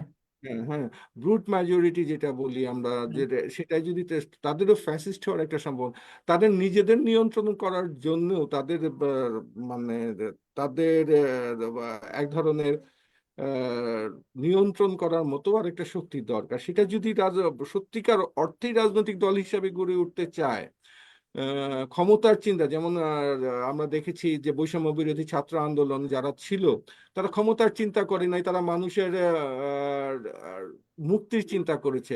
সেই একদম। চিন্তা থেকে যদি তারা দল করতে চায় যে আমরা একটা প্রেশার গ্রুপ হিসেবে থাকবো, আমরা ভারসাম্য বজায় রাজনীতির চেষ্টা করব, আমরা চেষ্টা করব যে অন্যরা যেন ফ্যাসিস্ট না হয়ে ওঠে, সেই জায়গা থেকে যদি চিন্তা করে রাজনৈতিক দল গঠন করতে চায়, এটা মনে হয় খুব বেশি মানে খারাপ হওয়ার মতো কিছু নেই। এটা স্বাগত জানানোর স্বাগত জানাতে খুব বেশি মানে অস্বস্তিতে ভোগার কোনো কারণ নেই। কোনো কারণে অসংখ্য ধন্যবাদ কার্পেন্টার, আমি আপনার সাথে সহমত। যেই উদ্দেশ্যে তারা এই বিপ্লব ঘটিয়েছে, যে উদ্দেশ্যে তারা এই নিঃস্বার্থভাবে তারা মাঠে নেমেছে, ঠিক ওই উদ্দেশ্যে যদি তারা একটা নতুন রাজনৈতিক দল গঠন করে, দ্যাটস উই আর হিয়ার, তারা সমর্থন পাবে ডেফিনেটলি। ফরিদা ইয়াসমিন, আমি দুঃখিত, আপনার আরেকটু সময় নিচ্ছি। আমাদের হ্যাঁ মোহাম্মদ হ্যাঁ, আলী একটা একটু কমেন্ট করেছেন। কে? কার্বন রেজাকে নিয়ে অনেক প্রশ্ন আছে, আমি সবগুলো আনতে পারবো না। ফরিদা ইয়াসমিন আমাকে হয়তো যে কোনো সময় কিক আউট করে দিবে। তো না না না, তুমি মোহাম্মদ কন্টিনিউ আলীর করো। একটা প্রশ্ন হচ্ছে, বিএনপির রাজনীতির কোনো পরিবর্তন এসেছে কি? মানে পূর্বের প্রেক্ষাপট কিংবা এই যে যে যা ঘটে গেল আমাদের সম্প্রতি, আওয়ামী লীগের পতন, মানে এত কিছু থেকে বিএনপির রাজনৈতিক কোনো পরিবর্তন এসেছে কিনা ওরা তাদের কোনো শিক্ষা চিন্তাধারায়? নিচ্ছে কি? আমি একটু আগেই বললাম আপনাকে যে আমাদের বিপ্লবের পর মাত্র 6 মাস পার হয়েছে। এই 6 মাসে এক ধরনের অস্থিরতা কাজ করছে। সবাই বুঝতে চেষ্টা করছে যে রাজনৈতিক পরিস্থিতি কি। কিন্তু আমাদের দীর্ঘদিনের যে রাজনৈতিক চর্চা, গত 1.5 দশকে ফ্যাসিস্ট রেজিম আমাদের যেভাবে টিউন করেছে, দখলদারিত্ব বলেন, এই যে চাঁদাবাজির কথা উঠে আসছে, নানা কিছুর কথা উঠে আসছে, আমরা এভাবেই টিউন হয়েছে, আমাদের মানসিকতাকে এভাবেই টিউন করা হয়েছে। সেই ক্ষেত্রে আপনার কিছু কিছু ক্ষেত্রে দেখা যাচ্ছে যে বিএনপির রাজনীতির মধ্যেও সেইভাবে অনেকেই টিউন হয়ে গেছেন। তারা অনেকে ভুল করছেন, চেষ্টাও করছে বিএনপি সেটা কাটিয়ে নেওয়ার জন্য, কিন্তু চেষ্টা যে খুব বেশি ফলপ্রসূ হচ্ছে সেটা যে বলা যাবে খুব তা হয়তো না। কিন্তু তারপরেও দলটা চেষ্টা করছে। এই 6 মাসে আপনি যদি ফরাসি বিপ্লবের পর 1 দশক লেগেছিল, 1 দশকের বেশি লেগেছে, আপনি যদি 6 মাসেই আপনি 1 দশককে টেনে আনতে চান যে একটা সবকিছুই পরিবর্তন হয়ে যাবে, ম্যাজিক তো কারো হাতে কিছু নেই, জাদু তো কারো কাছে কিছু নেই। এটা পরিবর্তিত হতে গেলে একটা সময় দরকার। যারা বিএনপি রাজনীতি করেন, যারা দীর্ঘদিন পরিচিত একটা রাজনীতিতে ছিলেন, বয়স্ক যারা ছিলেন, তারা তো দীর্ঘদিন একইভাবে টিউনড হয়ে এসেছেন। তাদের তরুণদের মন বুঝতে, মানসিকতা বুঝতেও সময় লাগবে, কেউ হয়তো বুঝতেও পারবেন না। বুঝার আগেই তাদের মানে হয়তো পৃথিবী ছেড়ে চলে যেতে হবে, অনেক এক্স্যাক্টলি। বয়স্ক নেতা আছে। হুম হুম। হ্যাঁ, সেই ক্ষেত্রে আপনার একটু সময় দিতে হবে। আর পুরনো রাজনীতির ধারা থেকে যে বের হয়ে আসতে হবে এমন চিন্তাও এখনো কারোর মধ্যে ওইভাবে আহ, আসেনি। তারা বুঝতে পারছে না। আমাদের আসলে ওই যে আমি বললাম যে রাজনৈতিক চর্চাটা আমাদের দলের ভিতরে সেইভাবে নাই, যে আমরা বিশ্ব কিভাবে চলছে, বৈশ্বিক জিও পলিটিক্স সম্বন্ধে আমার ধারণা নাই, আমাদের আঞ্চলিক রাজনীতি সম্পর্কে অনেকেরই ধারণা নাই। তো এই ধারণাগুলো যতক্ষণ পর্যন্ত আমার নিজেদের মধ্যে, রাজনৈতিক দলগুলোর নিজেদের মধ্যে যতক্ষণ এই আলোচনার জায়গাগুলো চালু না করবে, তারা নিজেরা যতক্ষণ পর্যন্ত সবকিছু বোঝার না চেষ্টা করবে, এই যে টকশোতে এসলাম, কিছু কথা বললাম, চলে গেলাম, এই যে যে এই এই এই জায়গাগুলোর থেকে বের হয়ে এসে নিজেদের যে রাজনৈতিক অনুশীলন, যেটা এখন রাজনৈতিক অনুশীলনের সময়, রাজনৈতিক দলগুলিকে শেখার সময়, নতুন রাজনীতি শেখার সময়, শেখার আসলে বয়স নেই কোনো। বৃদ্ধরা যারা আছেন, তারা যারা মনে করছেন যে না আমরা দীর্ঘদিন রাজনীতি করে এসেছি, আপনাদের অভিজ্ঞতা অনেক, অতএব আমরা হয়তো, কিন্তু শেখার আসলে শেষ নেই। অভিজ্ঞতা কারো হয়তো 80 বছরও যেটা হয় না, কারো 80 দিনে হয়ে যায়। একদম, সেই অসংখ্য ক্ষেত্রে ধন্যবাদ। আমি আমি যেতে চাইলেও সমস্যা হচ্ছে, কেউ না কেউ আমাকে এখানে ঠেলে দিচ্ছেন। সোহানা ঠিক। নাজনীন বলেছেন, কাকন ভাই সারা রাত ধরে টক শোতে কেন আলোচনা করেন না আপনি? না, টকশোতে আসলে দেখেন, আমাদের আমাদের দেশে একটা বাজে ট্রেন্ড আছে, পরিচিত কিছু মুখ। আপনি সবকিছুতেই আপনি, আমি একটু আজকে আমরা 21-এ দাঁড়িয়ে কথা বলছি, এমন একটা দিনে কথা বলছি যেটা আমাদের ভিত্তি গড়ে দিয়েছিল, আমাদের বাংলাদেশ সৃষ্টির প্রথম প্রয়াস ছিল 21। 52 ভাষা আন্দোলন। হ্যাঁ, এই এই সময়ে বসে, এই দিনটাতে বসে আমরা কথা বলছি। আমি একটু প্রসঙ্গের বাইরে চলে যাই। আপনি সাহিত্য সংস্কৃতির কথা চিন্তা করেন, রীতা সাহিত্যের মানুষ। একটু বলে নিই রীতার আরেকটা জিনিস, আমি রীতার একটা খুব ভালো বই আসছে, উনি একটা খুব ভালো কাজ করেছেন, জুলাই বিপ্লবের খুব বড় একটা কাজ করেছেন তিনি, যে সংকলিত করেছেন প্রতিটা ঘটনায়, প্রায় মুখ্য ঘটনাগুলি তার একটা বইয়ে, অনেক একটা বড় বই, যেটা একটা ডকুমেন্টেশন বলতে পারি, তিনি ধরে রেখেছেন জুলাই বিপ্লবকে। এটা অনেক বড় কাজ হয়েছে। তার একটা বই আসছে, খুব খুব সম্ভবত আজকে বোধহয় আসার, মেলায় আসার কথা, হ্যাঁ, বা চলে এসেছে। গতকালকে, গতকালকে আসতে পারে আমি যতদূর জানি। তো এইটা এটা খুব একটা বড় কাজ হয়েছে, বা আমাদের ভবিষ্যৎ প্রজন্ম এই বই থেকে কি ঘটেছিল সেটা আমরা পরিষ্কারভাবে জানতে পারবো। রিতাকে মানে ধন্যবাদ জানাই, যে কৃতজ্ঞতা জানাই যে আপনি আমাদের জাতির জন্য, আমাদের জুলাই বিপ্লবকে ধরে রাখার জন্য বিশাল একটা কাজ করেছেন। যাই হোক, রীতা সাহিত্য সংস্কৃতির মানুষ, সেদিকে চলে যাই।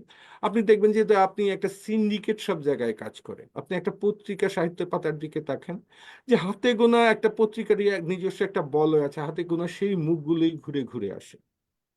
আমাদের দেশে টকশোর কথা বলেন, যেটা সোহানা নাজনীন বললেন, যে এটা কথা, টকশোতে কথা বলতে গেলে এমন কিছু মানুষ আসে যার পরিচিত মুখ, নতুন কিছু আমরা পাই না, সেই পুরনো গদ বাঁধা পুরনো চিন্তা, পুরনো কথা, সেটাই ঘুরে ফিরে বারবার আমরা শুনতে পাচ্ছি, একই ধরনের সুর। একজন মানুষের মানে নতুন চিন্তার কাউকে আনা, বা যারা বিশ্লেষণ করে এরকম একটা ধারণা দেওয়ার জন্য, যে নতুন কোনো চিন্তার কথা বলার জন্য এমন কোনো লোক আনা হয় না, ওই যে মুখ চেনা যারা, তাদেরই ঘুরে ফিরে আনা হয়।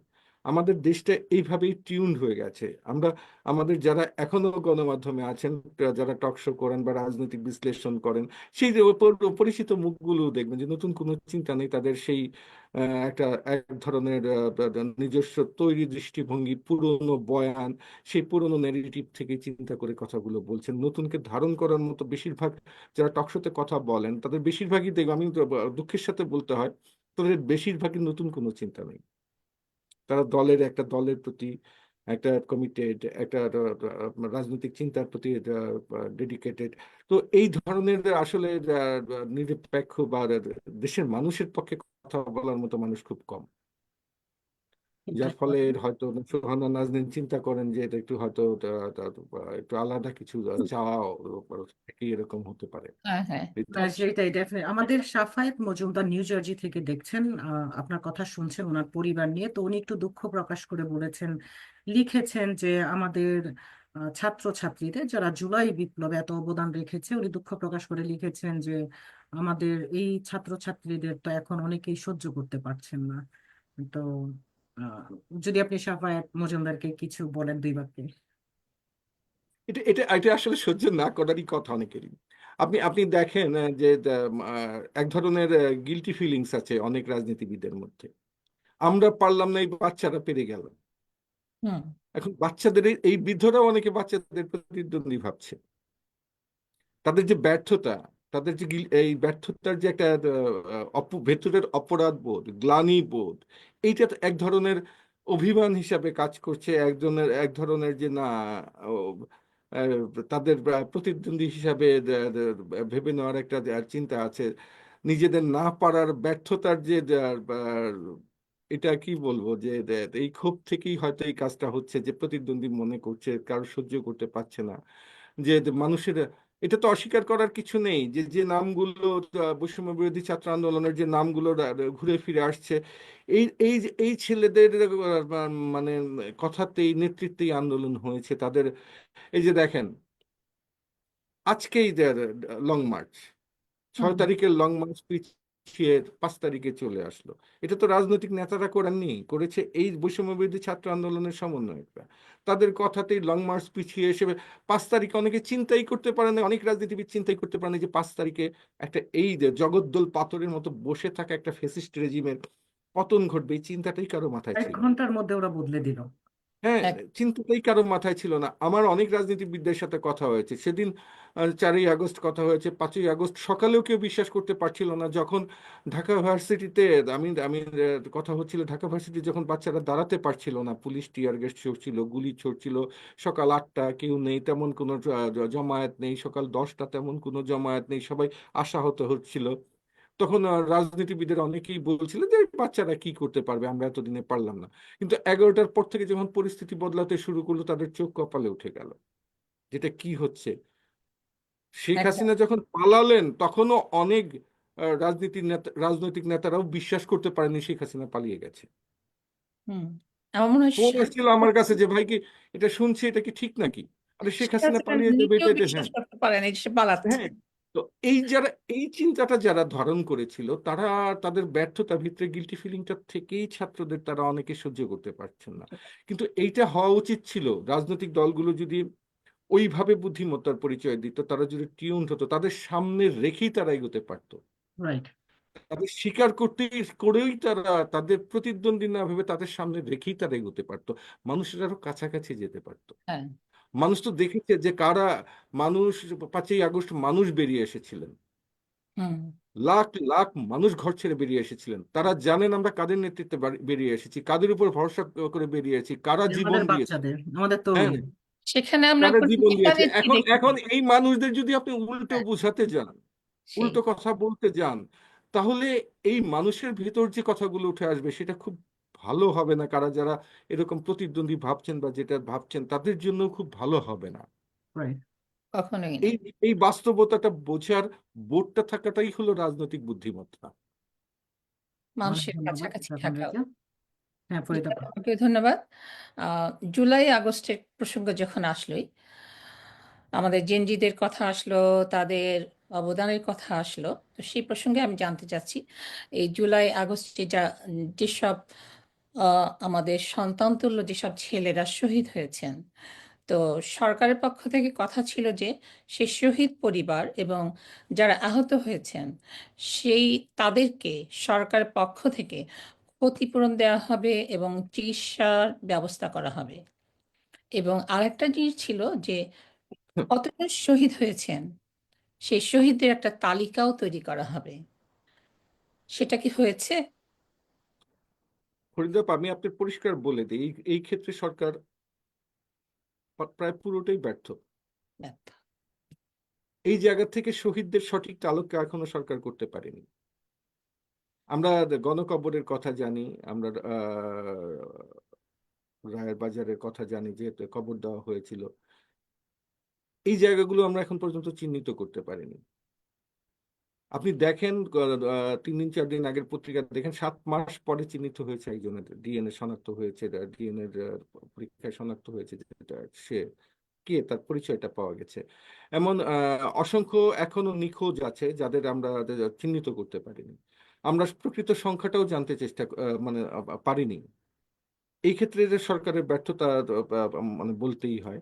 এবং চিকিৎসার ক্ষেত্রে অনেকে আছে যে ধরেন যারা একটু বোঝে, যারা তারা হয়তো ফোকাসড, কিন্তু অনেকে আছে ধরেন অনেক প্রত্যন্ত অঞ্চলে যারা আহত হয়েছেন, তারা হয়তো জানেনই না যে সরকারকে কিভাবে জানাতে হবে। তারা হয়তো বাড়িতে নিজেরা চিকিৎসা নিচ্ছেন, সেটা চেষ্টা করছেন। সরকার খুঁজে বের করতে, যারা আহতদের খুঁজে বের করতে তাদের প্রচন্ড রকম ব্যর্থতা আছে, এটা অস্বীকার করার কিছু নেই।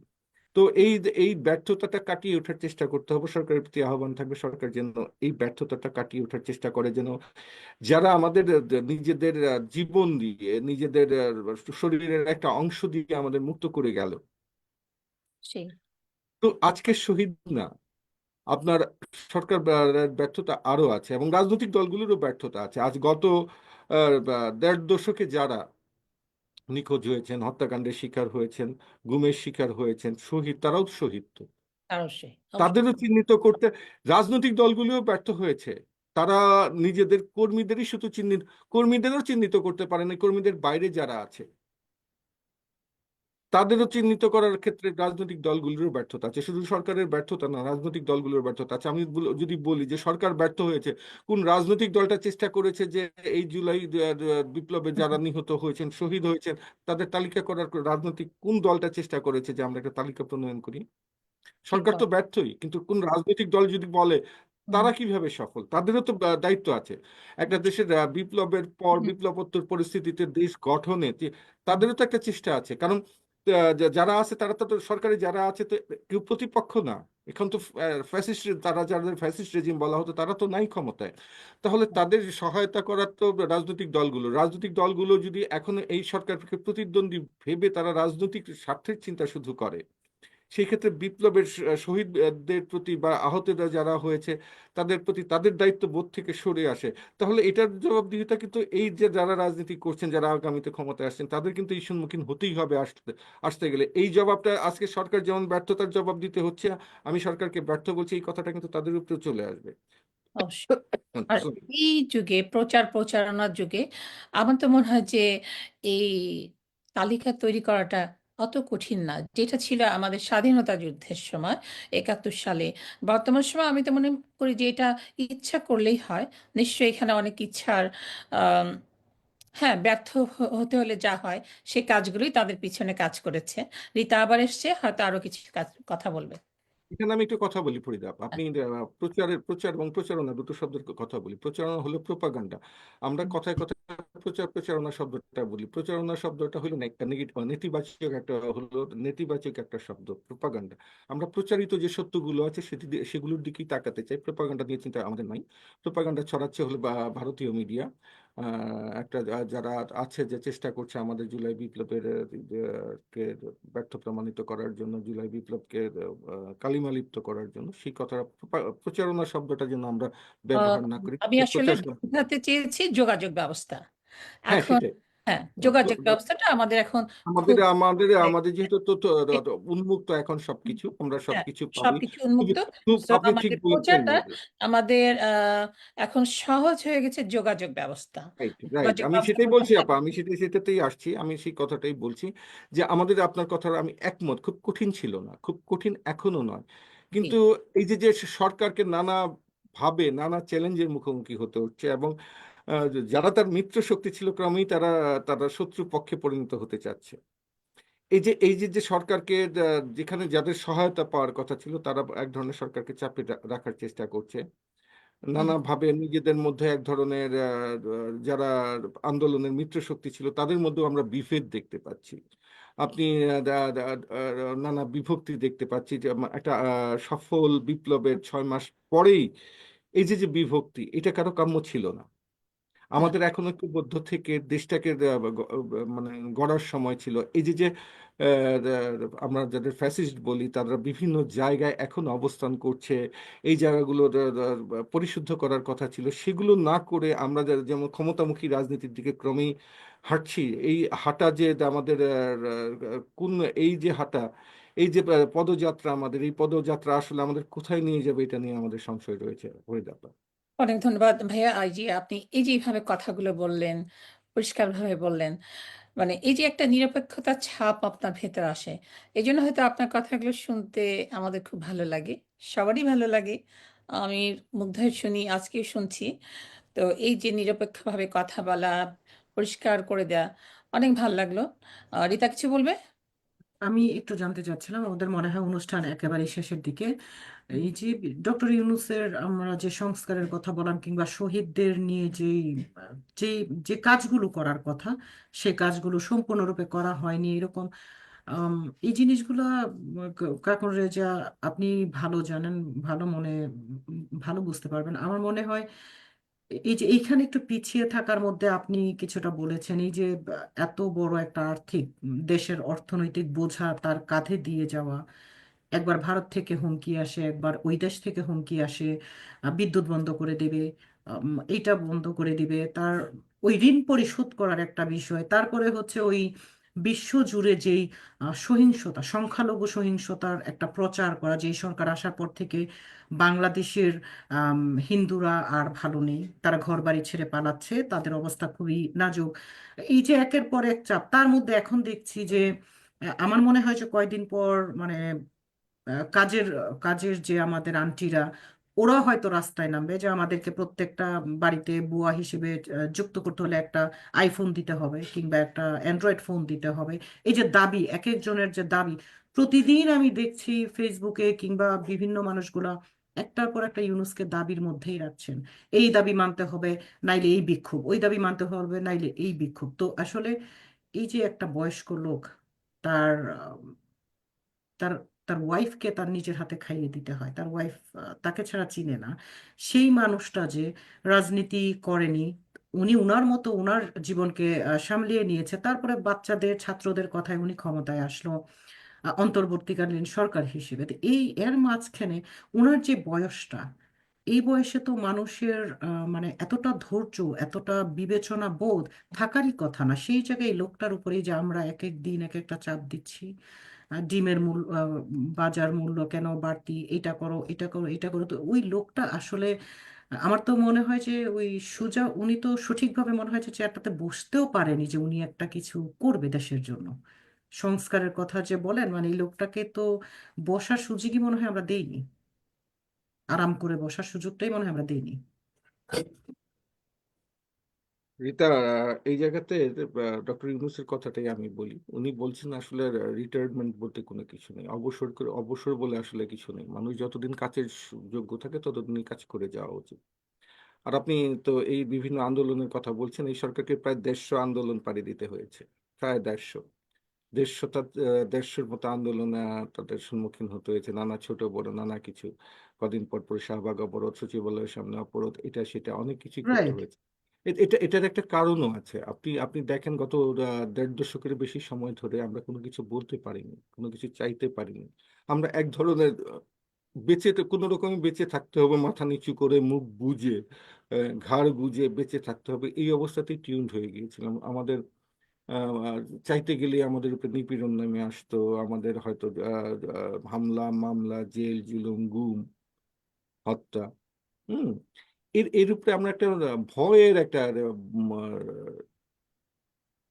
আবহ তৈরি করা হয়েছিল, একটা এমন একটা ভয়ের পরিবেশ সৃষ্টি করা হয়েছিল যে মানুষ মুখ খুলতে ভয় পেত। হঠাৎ করে আমরা মুক্ত হয়ে গেছি। আমাদের অনেক কিছু চাওয়া পাওয়া আছে, আমাদের অনেক বঞ্চনা আছে, 1.5 দশকের বঞ্চনা। আমাদের কেন যেন মনে হচ্ছে যে এই ডক্টর ইউনূস থাকাকালীন আমরা সব আদায় করে নেই, হয়তো পরবর্তী অন্য কোনো দল টল আসলে কি অবস্থা দাঁড়ায়, এরকম চিন্তা থেকে এগুলো হচ্ছে।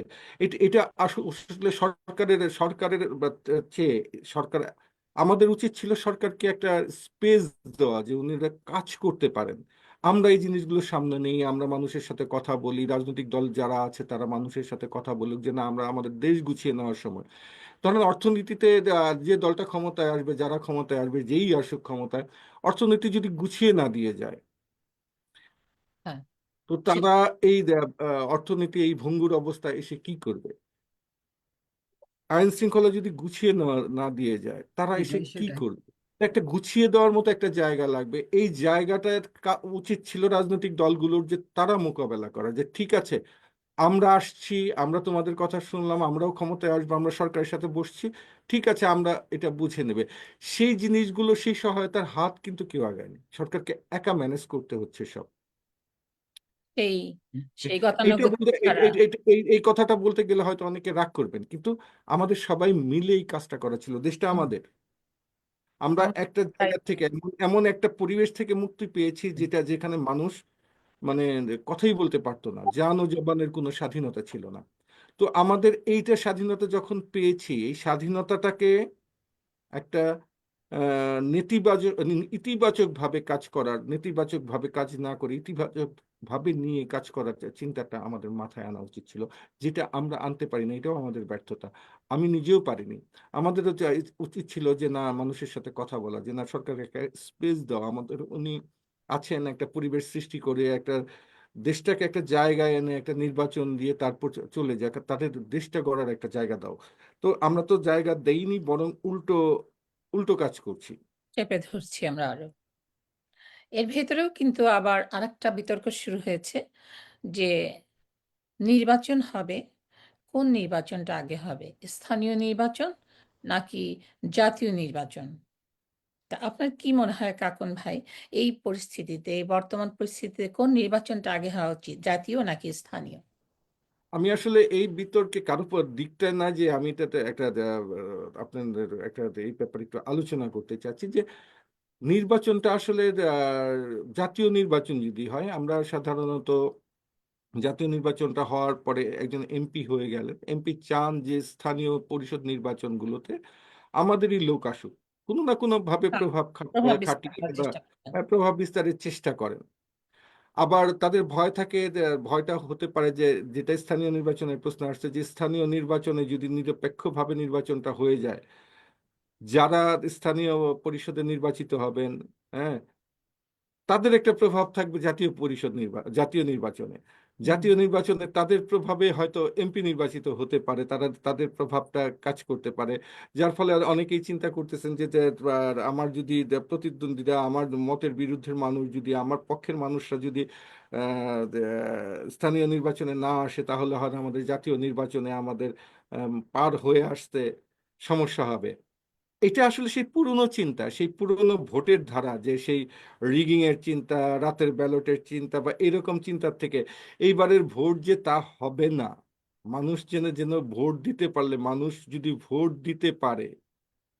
হুম, আমি হুম, তারেক রহমানের কথা একটা বলি, যে তারেক রহমান বিএনপির সুপ্রিমো যিনি, উনি বারবার বলছেন যে মানুষ যা চায়, এবারে নির্বাচন কঠিন হবে। মানুষ ভোট দিতে পারলে, আমরা যা করছি, মানুষ যদি আমাদের মুখ ফিরিয়ে নেয়, তাহলে আমাদের পরিণতি কিন্তু ভালো হবে না।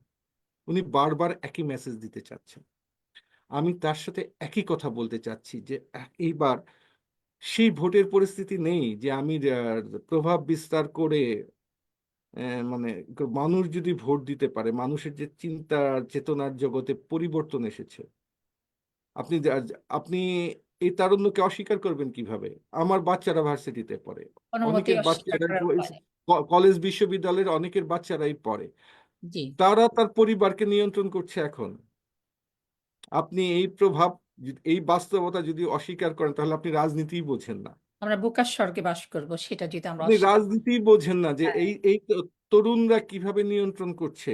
এই তরুণদের সেই পুরনো ধাঁচের রাজনীতি, সেই পুরনো ভোটের রাজনীতির চিন্তা করে যদি এখন নির্বাচনের চিন্তা করেন, তাহলে এটা নেহাতি মানে কি বলবো, আহ, একটা ভুল ট্র্যাকে আছেন তারা। হুম, হুম, হুম, তো ওই চিন্তা করে, ওইভাবেই চিন্তা করা উচিত আসলে, যে যে নির্বাচন, আর স্থানীয় পরিষদ নির্বাচন যদি আগে হয়, আরেকটা জিনিস ভালো হবে, যেটা যে আমাদের নির্বাচনের ভুলগুলো কি কি আছে, ভোট গ্রহণ পদ্ধতিতে যদি কোনো রিগিং এর ব্যবস্থা থাকে, সেই জায়গাতে আবার ঠিক করে নেওয়া যাবে। আমাদের ল্যাক্সগুলো যেগুলো আছে, যেখানে ত্রুটিগুলো আছে, ত্রুটিগুলো আমরা ঠিক করে নিতে পারবো, দেখে যে জাতীয় নির্বাচন হলে এই এই হয়েছে, এইভাবে ভোট রিগিং হতে পারে, বা এইটার আমাদের ত্রুটি আছে, এই জায়গাতে সমস্যা আছে, এই সমস্যাগুলি চিহ্নিত করে জাতীয় নির্বাচনটা শুদ্ধভাবে করা সম্ভব হতে পারে আর কি। কিন্তু ওই যে বললাম, আপনাদের এক ধরনের দ্বিধা আছে, যারা এমপি নির্বাচিত হবেন তারা তাদের লোক নিয়ে আসবেন, তাদের অন্যরা ভয় আছে যদি অন্যরা নির্বাচিত হয়ে যায়, আমাদের যদি এমপি নির্বাচন হয়ে যায়, তারা সেই আসলে এখন আমি বলতে বাধ্য হই একটু যে তারা বর্তমান রাজনীতির সাথে টিউনডি হতে পারেনি এখনো। অনেক এখনো ধন্যবাদ। এই বর্তমান পলিটিক্যাল সিচুয়েশনটাকে ধারণই করতে পারেনি তারা, যে এটা আসলে যে দেশটা ভেতর থেকে বদলে গেছে, সেটা তারা এখনো বুঝতে পারেনি।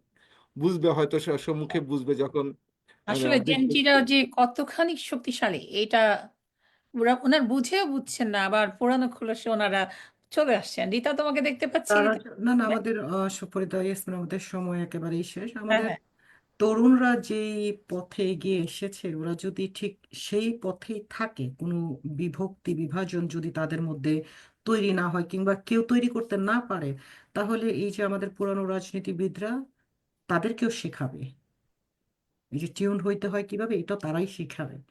তো ফরিদ ইয়াসমিন, আমাদের কিন্তু সময় একেবারেই শেষ। একেবারে শেষ।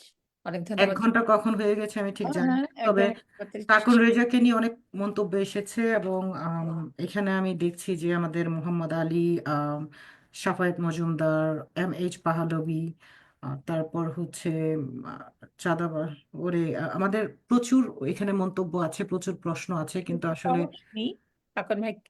এখন আমাদের মনে হয় মন্তব্য, ওদের প্রশ্ন আর মন্তব্যগুলো আমাদের রেখে দিতে হবে পরবর্তীর জন্য। তো অসংখ্য ধন্যবাদ কাকুন রাজা, আজকে না ঘুমিয়ে সারা রাত আপনি এই টক শোর জন্য আমি জানি রাত জেগে থাকেন, তারপর আমাদের সাথে যুক্ত হন। সম্ভবত এখন আপনি গিয়ে ঘুমাবেন, এই জন্য আপনাকে প্রথম আলো উত্তর আমেরিকার পক্ষ থেকে অসংখ্য ধন্যবাদ। ধন্যবাদ রীতা। ধন্যবাদ ফরিদা আপা এবং রীতা। আহ, আহ, উম, যদি আমি একটু শেষ করে নেই, আমাদের জি, দেশের যে রাজনৈতিক ধারা, আমাদের দেশের যে সিন্ডিকেটের কথা বললাম সবকিছু, এটার বাইরে কথা বলতে হবে। আসলে এর বাইরে যে সঠিক জায়গায় আমি আমার জন্য সঠিক পথে থাকতে পারি, সঠিক চিন্তাটা মানুষের কাছে দিতে পারি, মানুষ কি বলছে সেই কথাটা যদি আমরা জানাতে পারি, তাহলে হয়তো অনেকেরই ও, চিন্তার জগতে উপলব্ধির জায়গাটায় পরিবর্তন আসতে পারে। ধন্যবাদ আমাকে সুযোগ দেওয়ার জন্য। অনেক ধন্যবাদ। প্রিয় দর্শক, আমরা এতক্ষণ শুনছিলাম জনাব কাকন রেজার খুবই সমৃদ্ধ এবং কিছু আধুনিক মননশীল কথা, যেটা আমাদের দেশের মানুষ এখনো ভাবতে পারেন না, যেটা আমাদের জেনজিরা ধারণ করেন। আমরা জনাব কাকন রেজার মাধ্যমে কিন্তু আমরা সেইগুলো জানতে পারলাম। আমরা চিন্তা না করলেও কাকন রেজা সেটা চিন্তা করেন, উনি আমাদের জেনজিদের ধারণাতেই চিন্তা করেন। এই জন্য কাকন ভাইকে অনেক অনেক অনেক ধন্যবাদ। আজকের অনুষ্ঠানটি আপনি আসলে একদম আলোকিত করে তুললেন, সেজন্য সবার পক্ষ থেকে, দর্শকের পক্ষ থেকে আপনাকে অনেক ধন্যবাদ। প্রিয় দর্শক, অপেক্ষায় থাকুন, আমরা আবার যে কোনো দিন আমাদের এই প্রিয় অতিথিকে নিয়ে আপনাদের সামনে হাজির হব। সে পর্যন্ত সবাইকে শুভেচ্ছা জানাচ্ছি, শুভরাত্রি জানাচ্ছি। ধন্যবাদ।